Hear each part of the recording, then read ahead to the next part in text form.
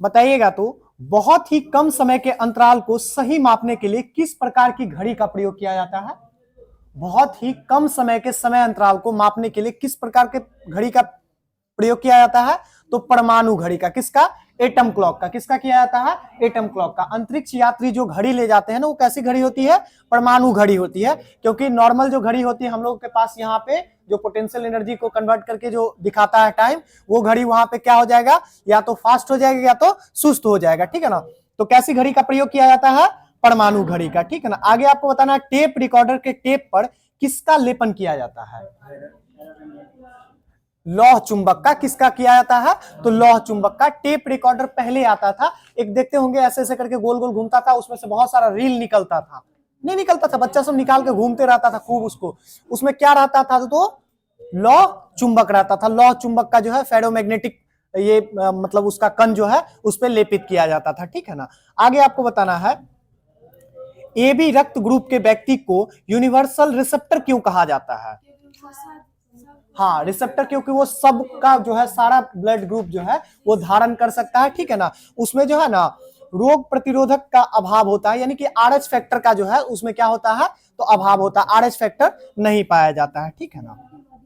हाँ, वही एंटीबॉडीज ही बोलते हैं उसको। ठीक है ना? आगे आपको बताना है, दाढ़ी बढ़ाने वाले ब्लेड को जब हल्के से पानी पर रखा जाता तो वो किस कारण से तैरने लगता है?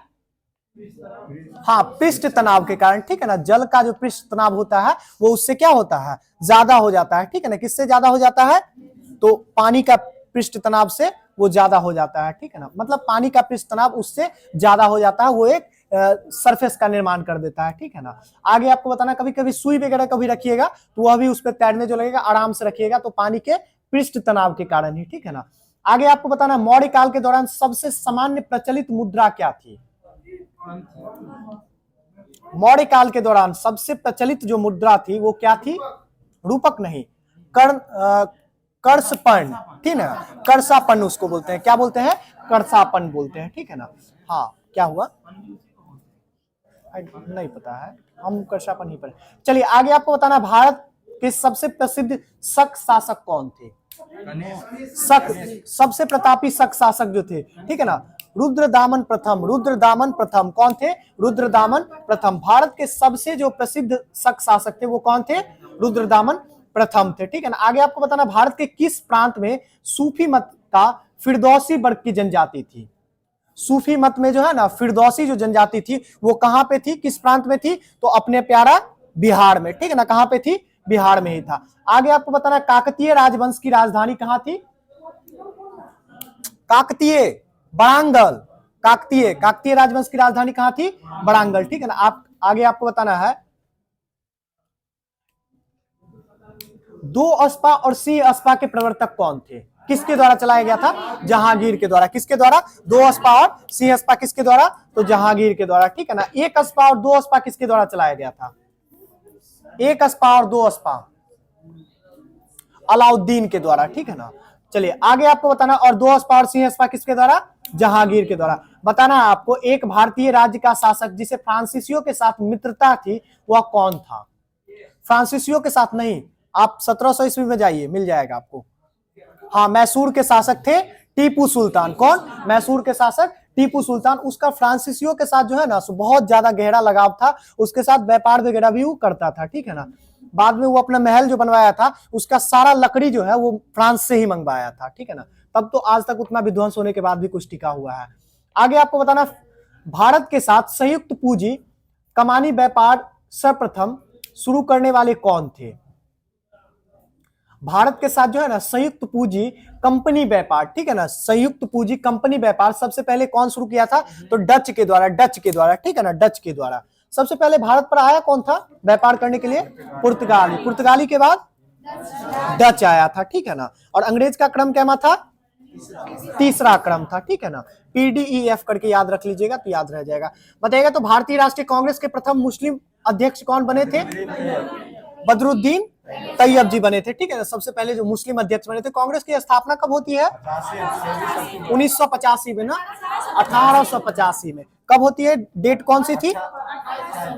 28 दिसंबर 1885 में, ठीक है ना। सबसे आसान क्वेश्चन सबसे ज्यादा बार पूछा गया, ठीक है ना, कि कांग्रेस की स्थापना, इंडियन नेशनल कांग्रेस की स्थापना कब होती है, तो 1885 में होती है, 28 दिसंबर को। कहां होती है, मुंबई में होती है, ठीक है ना। वर्तमान का जो मुंबई है, उस समय का बॉम्बे, वहीं पे होती है, ठीक है ना। एक गोकुलदास संस्कृत विश्वविद्यालय करके रहता है, ठीक है ना, वहीं पे पहली बैठक उसकी होती है।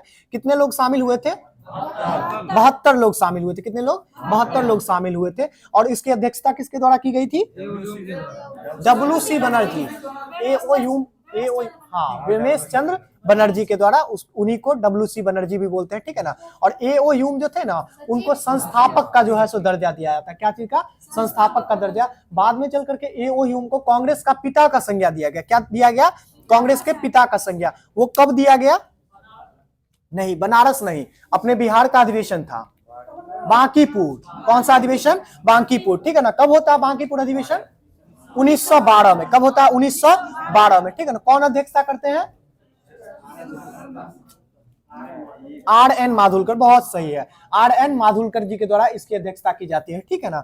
उसी में कांग्रेस के पिता की संज्ञा किसे मिली है, AO ह्यूम को मिली है। आगे आपको बताना है, हवा के वास्तविक जल वाष्प की मात्रा को क्या कहते हैं, हवा के आपेक्षिक आर्द्रता। क्या कहते हैं, आपेक्षिक आर्द्रता, ठीक है ना।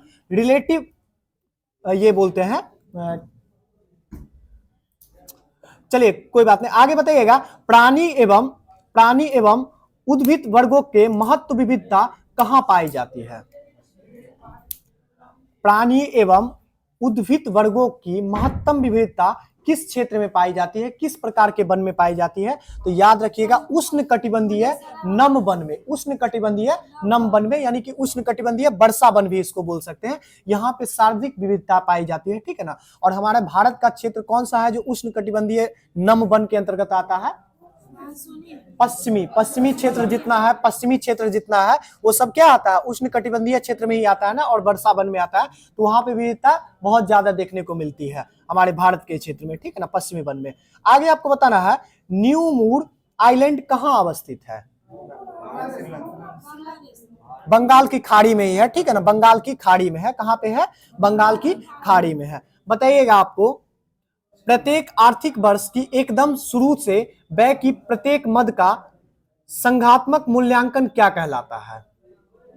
यानी कि सीधा सीधा ये प्रश्न पूछ रहा है, ठीक है ना, कि अगर किसी चीज को जो है ना, किसी जैसे बजट है, ठीक है ना, और ये बजट जो हर साल आता है, इसको अगर नए सिरे से बजट को बनाया जाए, यानी पुराना बजट जितना भी है उसको भूल जाया जाए कि उसमें कोई हम हस्तक्षेप नहीं करेंगे, एकदम नया सिरा से, शिक्षा के लिए एकदम नया बजट, स्वास्थ्य के लिए नया बजट, ठीक है ना, परिवार के लिए एकदम नया बजट, हर चीज के लिए अगर नया बजट अगर तैयार किया जा रहा है, तो इस प्रकार की बजट तैयार करने की प्रणाली क्या कहलाती है, शून्य आधारित बजट। बिल्कुल सही है, क्या कहलाती है, शून्य आधारित बजट कहलाती है, ठीक है ना। एकदम शून्य आधार, मतलब इसका कोई आधार नहीं था, एकदम नया सिरा से इस बजट को तैयार कर रहे हैं, ठीक है ना। बजट की चर्चा भारतीय संविधान के किस अनुच्छेद में की गई है, 112 में, ठीक है ना। और वार्षिक वित्तीय विवरण के रूप में कैसे की गई है, वार्षिक वित्तीय विवरण के रूप में। बजट नाम का कोई शब्द नहीं है, ठीक है ना। आगे आपको बताना है, और बजट जो शब्द आया है ना, वो ब्रिटिश कालीन में जब वार्षिक वित्तीय विवरण लाया जाता था तो वो एक चमड़े के लेदर बैग में लाया जाता था, ठीक है ना, एक लेदर बैग में,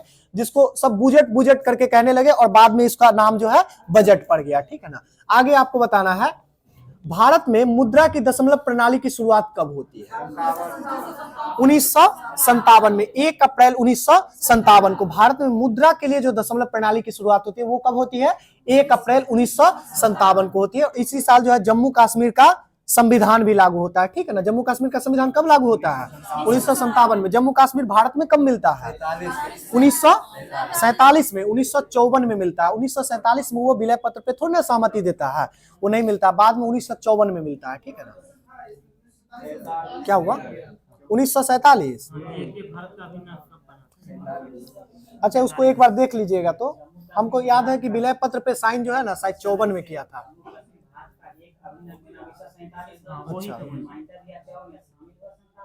हाँ, तो वही है कि भारत का राज्य का दर्जा जो उसको मिला था वो कब मिला है, तो 1954 में मिला है, ठीक है ना। 1947 में जब देश आजाद हो रहा था ना, उस समय जो है ना, सो 3 जगह था जो भारत में शामिल होने से इनकार कर दिया था, बोला था कि हम भारत में नहीं मिलेंगे, ठीक है ना। कौन कौन सा था, हैदराबाद, जूनागढ़ और एक जम्मू कश्मीर। ये तीनों बोला था कि हम नहीं मिलेंगे। बाद में जो है सो कहीं पुलिस कार्रवाई करके, कहीं विलय पत्र पर सहमति करवा करके जनमत संग्रह करके किसको मिलाया गया? जूनागढ़ को। जनमत संग्रह से जूनागढ़ को मिलाया गया, ठीक है ना। और विलय पत्र पर साइन करके किसको मिलाया गया? जम्मू कश्मीर को। और पुलिस कार्रवाई करके किसको मिलाया गया? हैदराबाद को, ठीक है ना। ये तीनों को मिला लिया गया। आगे आपको बताना है तक्षशिला किस काल की एक प्रसिद्ध स्थल है? तक्षशिला जो है किस काल की? मौर्य काल की? गांधार काल की, गांधार काल की, ठीक है ना, गांधार काल की है। आगे आपको बताना है तुलसीदास ने रामचरित रचना की, रामचरित मानस का जो रचना किए थे ये कब किए थे? किसके शासन काल में किए थे? अकबर के शासन काल में। बिल्कुल सही है। किसके शासन काल में किए थे? अकबर के शासन काल में किए थे। किस चीज का रचना किए थे? रामचरित मानस का। किसका? रामचरित मानस का, ठीक है ना। रामचरित मानस में है क्या?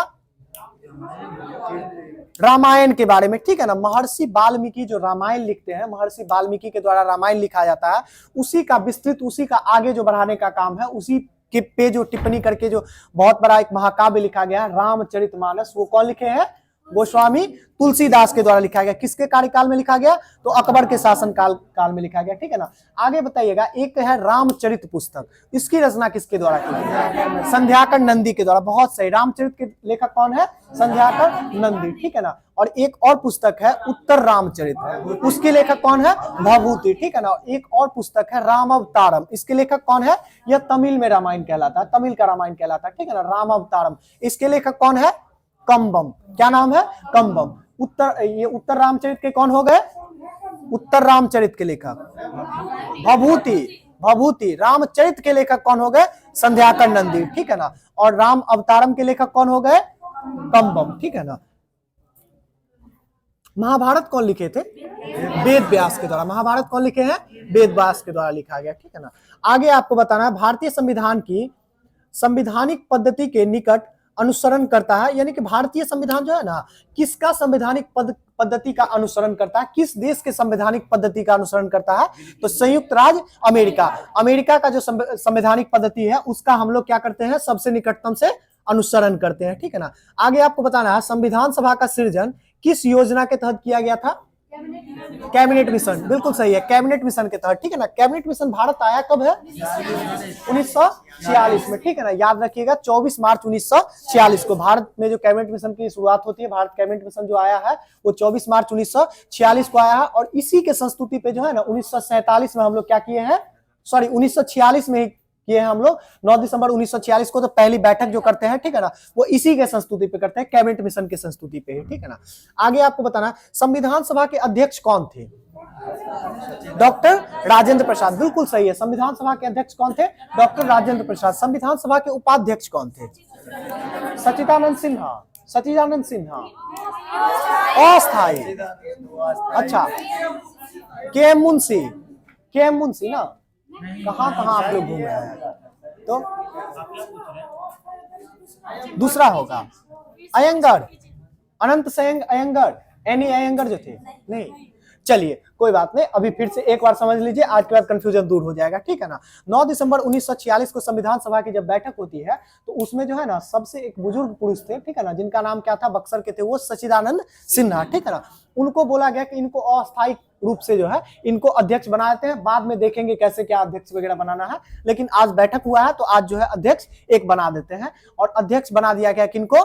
तो सच्चिदानंद सिन्हा जी को, ठीक है ना, अस्थायी तौर पे। बाद में चल करके अस्थायी तौर जो अध्यक्ष थे वो क्या करते हैं, एक उपाध्यक्ष चुन लेते हैं। वो बोलते हैं कि अगर मान लीजिए हम नहीं आ पाएंगे, उनको ये नहीं पता था कि 2 दिन के बाद ही अध्यक्ष का चुनाव हो जाएगा।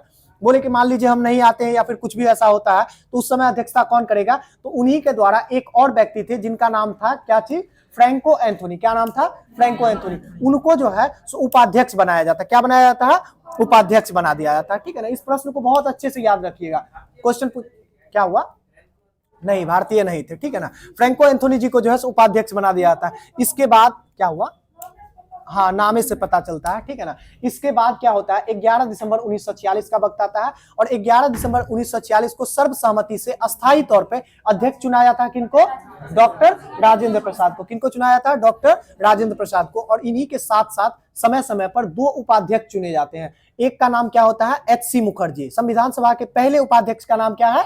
एच.सी. मुखर्जी। क्या नाम है? एच.सी. मुखर्जी। और इनके साथ साथ एक और अध्यक्ष कुछ दिनों के बाद चुने जाते हैं, जिनका नाम क्या होता है? तो बी.टी. कृष्णामाचारी। क्या नाम होता है? बी.टी. कृष्णामाचारी। संविधान सभा में कितने उपाध्यक्ष? दो। कितने? दो। क्या क्या नाम? एच.सी. मुखर्जी और बी.टी. कृष्णामाचारी। अध्यक्ष का कितने? एक। क्या नाम होता है? डॉक्टर राजेंद्र प्रसाद। ठीक है ना। तो कभी भी आपसे प्रश्न पूछेगा संविधान सभा के अध्यक्ष कौन थे, ठीक है ना, तो उसको ये नहीं एग्जामिनर को आप समझाने लगेगा कि पहले हमको स्पष्ट करो कि अस्थाई पूछ रहा है कि अस्थाई पूछ रहा है। ये सब कुछ नहीं झमेला करना है, ठीक है ना। संविधान सभा का अध्यक्ष पूछ रहा है मतलब वो सीधा सीधा डॉक्टर राजेंद्र प्रसाद के बारे में पूछ रहा है। अगर संविधान सभा का उपाध्यक्ष पूछ रहा है तो मतलब सीधा सीधा वो बी.टी. कृष्णामाचारी और एच.सी. मुखर्जी के बारे में पूछ रहा है। अगर उसको आपसे ये जानना होगा कि अस्थाई कौन थे, अस्थाई कौन थे, तो वो प्रश्न में लगा देगा कि संविधान सभा के अस्थाई अध्यक्ष के रूप में सर्वप्रथम किनका चुनाव हुआ था? तो किनका चुनाव हुआ था? एच.सी. मुखर्जी का। सॉरी, एच.सी. मुखर्जी कहते हैं, सच्चिदानंद सिन्हा का। किनका? सच्चिदानंद सिन्हा का। और मनोनयन जो सबसे पहले किया गया था उपाध्यक्ष का, वो कौन थे? Franco Anthony. क्या थे? Franco Anthony. ठीक है ना। चलिए, आज के बाद इस क्वेश्चन को गलती नहीं कीजिएगा। आगे आपको बताना है, संविधान के अनुसार किसी भी राज्य सरकार का कानूनी सलाहकार कौन होता है? राज्य सरकार का महाधिवक्ता। बिल्कुल सही है। राज्य सरकार का कानूनी सलाहकार कौन होगा? महाधिवक्ता। ठीक है ना। और केंद्र सरकार का कौन होगा? महान्यायवादी। कौन होगा? महान्यायवादी। ये दोनों जो है ना सरकारी क्या होता है? तो मतलब कि कानूनी अधिकारी होता है। सरकार को परामर्श देने के लिए कानूनी अधिकारी होता है, या सरकार के तरफ से कोर्ट में खड़ा होने के लिए कानूनी अधिकारी होता है। आगे आपको बताना है, अध्यक्ष लोकसभा में कब अपना मतदान का प्रयोग कर सकते हैं? हाँ, किसी भी विषय पर जब पक्ष और विपक्ष दोनों का मत जो है सेम हो जाएगा, तो उस समय में लोकसभा अध्यक्ष जो है सो अपना मत जिसके पक्ष में डालेंगे उसका बिल पास माना जाएगा। ठीक है ना, उसकी जीत मानी जाएगी। आगे आपको बताना है, राज्यसभा सदस्यों की आयु कितनी होती है? राज्यसभा सदस्यों की आयु कितनी होती है? 30 वर्ष, या सॉरी मतलब न्यूनतम उनकी चुने जाने की जो न्यूनतम आयु होती है वो कितनी होती है? 30। कितने वर्ष होती है? 30 वर्ष होती है। उम्र वाले में कभी कंफ्यूज नहीं होइएगा, बहुत सरल है। ठीक है ना। वोट देने का आयु क्या होता है? 18 साल। वोट देने का आयु क्या है? 18 साल। ठीक है ना। आपको पंचायती राज व्यवस्था में निर्वाचन के लिए खड़ा होने के लिए कितना आयु है? 21 साल। कितना? 21 साल। यहां से थोड़ा सा ऊपर उठेंगे तो आप क्या बनेंगे? एमएलसी और एमएलए बनेंगे, यानी कि विधायक बनेंगे। ठीक है ना। तो मेंबर ऑफ, ये क्या बोलते हैं? Legislative assembly. ठीक है ना। और मेंबर ऑफ जो है सो काउंसिल बनने के लिए, लेजिस्लेटिव काउंसिल बनने के लिए, ठीक है ना, आपको जो है एमएलसी और एमएलए बनने के लिए आपको जो उम्र चाहिए, विधायक बनने के लिए कितना चाहिए?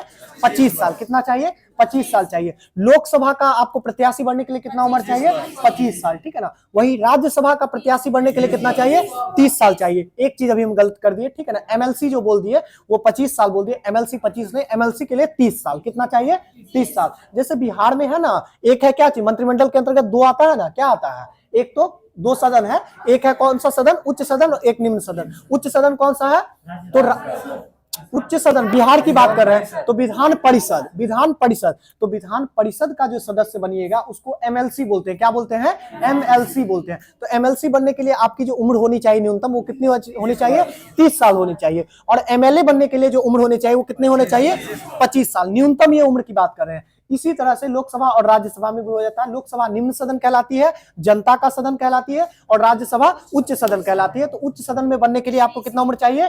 30 साल चाहिए। 30 साल चाहिए। और निम्न सदन लोकसभा में बनने के लिए कितना चाहिए? न्यूनतम 25 साल चाहिए। इसी तरह से अब संवैधानिक पद की बात करते हैं, तो संवैधानिक पद में जो मुख्यमंत्री होता है उसके लिए उम्र कितना चाहिए? 25 साल। उम्र कितना चाहिए? न्यूनतम 25 साल। मान लीजिए हो सकता है वो विधानसभा से ही बन जाए, तो 25 साल में भी बन सकता है न्यूनतम उम्र। ठीक है ना। और उसके बाद प्रधानमंत्री बनने के लिए कितना उम्र चाहिए? 25 साल। प्रधानमंत्री के लिए कितना? 25 साल। सब लोगों एक सुर में बोलिए, ठीक है ना, कंफ्यूजन इसमें नहीं रखना है। प्रधानमंत्री के लिए कितना? 25 साल।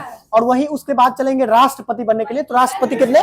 35 साल। राष्ट्रपति के लिए कितना? 35 साल। ठीक है ना। इसी तरह से राज्य में राज्यपाल होते हैं, उसके लिए भी कितना उम्र चाहिए? 35 साल। उम्र से इससे ज्यादा क्वेश्चन कभी नहीं पूछता है। ठीक है ना। हाँ, उपराष्ट्रपति भी जो है राज्यपाल के समकक्षी होता है, तो उसको भी कितना चाहिए? 35 साल ही चाहिए। और वही राज्यसभा का सदस्य बनने के लिए कितना उम्र चाहिए? 30 साल। आगे आपको बताना है, भारत के उच्च न्यायालयों का क्षेत्राधिकार क्या होता है? हाँ, भारत के जो उच्च न्यायालयों का जो क्षेत्राधिकार होता है वो क्या क्या होता है? तो प्रारंभिक क्षेत्राधिकार होता है, अपीलीय क्षेत्राधिकार होता है, और परामर्श, दात्री क्षेत्राधिकार होता है, ठीक है ना। 3 प्रकार का क्षेत्राधिकार होता है, कौन कौन सा? तो प्रारंभिक क्षेत्राधिकार होता है, अपीलीय क्षेत्राधिकार होता है और परामर्श दात्री जो है सो क्षेत्राधिकार होता है। आगे आपको बताना है, सांसद के दोनों सदनों के समक्ष वार्षिक वित्तीय विवरण को क्या कहा जाता है, या फिर कौन उसको पेश करता है, ये बताइएगा। सांसद के दोनों सदनों के समक्ष वार्षिक वित्तीय विवरण को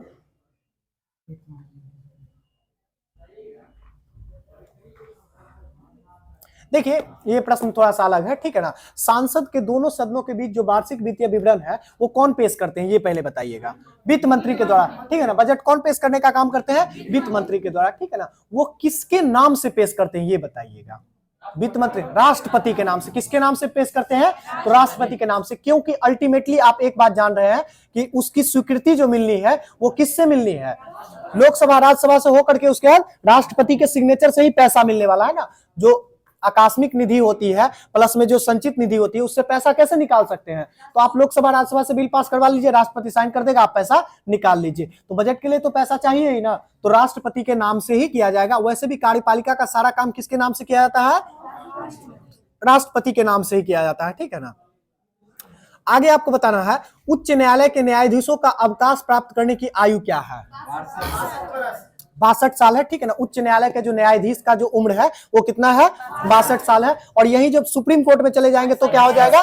65 साल हो जाएगा। सुप्रीम कोर्ट में क्या हो जाएगा? 65 साल हो जाएगा। आगे आपको बताना है, अखिल भारतीय सेवाओं का सृजन किसके द्वारा किया जाता है? अखिल भारतीय सेवाओं का सृजन किसके द्वारा, मतलब हाँ, मतलब कौन सी संस्था है? लोक सेवा आयोग का, वही हम पूछ रहे हैं। लोक सेवा आयोग का सृजन कौन करता है? राष्ट्रपति नहीं, लोक सेवा आयोग का जो सृजन करने का काम है वो कौन करता है? राज्यसभा। कौन करता है? राज्यसभा, ठीक है ना। कौन करता है? राज्यसभा करता है। आगे आपको बताना है, सर्वोच्च न्यायालय की न्यायिक समीक्षा का कार्य से क्या तात्पर्य है? सर्वोच्च न्यायालय का जो न्यायिक समीक्षा है इससे क्या समझते हैं? सर्वोच्च न्यायालय जो न्यायिक समीक्षा करती है ये क्या देखती है? तो कानून की वैलिडिटी देखती है कि कानून अच्छा है, कानून सही है कि नहीं है, कानून सही तरीके से बना है कि नहीं, कहीं यह मूल अधिकार का अल्पीकरण तो नहीं करता है, यही तो देखता है ना। आर्टिकल 13 के तहत जब सुप्रीम कोर्ट के पास कोई भी, जैसे कृषि कानून गया, ठीक है ना, तो कृषि कानून सुप्रीम कोर्ट में गया था, सुप्रीम कोर्ट बोला कि नहीं ये कानून ठीक है, सरकार को मन है अगर लागू करने का तो सरकार लागू कर सकता है। क्यों? क्योंकि वो उसका समीक्षा किया और समीक्षा करके उसमें क्या देखा कि यह मूल अधिकार का अल्पीकरण करता भी है। अगर मूल अधिकार का अल्पीकरण नहीं करता है तो ये कानून सरकार अगर चाहे तो ये वैलिडेट हो जाएगा। लोकसभा राज्यसभा से पास करवा करके राष्ट्रपति का सिग्नेचर कर दीजिए, कल से वो जो है सो अमेंडमेंट क्या बन जाएगा? एक्ट बन जाएगा, कानून बन जाएगा, ठीक है ना। तो मूल अधिकार का अल्पीकरण, मेन चीज क्या चेक किया जाता है? मूल अधिकार का अल्पीकरण किसके द्वारा? सांसद के द्वारा, सॉरी सुप्रीम कोर्ट के द्वारा। किसके द्वारा? सुप्रीम कोर्ट के द्वारा। आप लोग को नहीं समझ में आ रहा है क्या ठीक से? थोड़ा सा देखिए, क्वेश्चन तो थोड़ा सा टफ रहता है तो समझने में परेशानी होती है, लेकिन क्या कीजिएगा, पढ़ना तो यही है। आप एग्जाम आप लोग ऐसा चुने हैं जिस एग्जाम का कोई लेवल ही नहीं है, कुछ भी पूछ सकता है वो, ठीक है ना। हाँ, आप लोग का कोई साधारण एग्जाम नहीं है, एग्जाम आप लोग का, हाँ, बीपीएससी यूपीएससी भी कभी कभी उसके नीचे जो है सो आ जाता है। तो आप लोग उस तरह का एग्जाम चुने हैं तो थोड़ा सा पढ़ना पड़ेगा। बताइएगा, स्वतंत्रता पूर्व बिहार के बड़े जमींदारों का राजनीतिक शक्ति बचाने का माध्यम क्या था? स्वतंत्रता पूर्व बिहार के बड़े जमींदारों की राजनीतिक शक्ति बचाने का माध्यम क्या था? तो आर्थिक स्थिति थी, ठीक है ना। मतलब स्वतंत्रता से पहले जो है ना सो बड़ा बड़ा जमींदार जो है अपना जो जमीन वगैरह बचा पाया, ठीक है ना, उसका दोहन कोई नहीं कर पाया, अंग्रेज उससे छीन नहीं पाया। उसका क्या रीजन हो सकता था? तो वो आर्थिक रूप से बहुत ज्यादा सबल था। क्या था? आर्थिक रूप से बहुत ज्यादा सबल था। कभी कभी ये सब प्रश्न आ जाता है ना तो पता ही नहीं चलता। यही प्रश्न के लिए ना बोलते हैं कि प्रश्न कहाँ से आया, कौन सब्जेक्ट का आया, किस किताब में है, कुछ पता नहीं चल पाता है।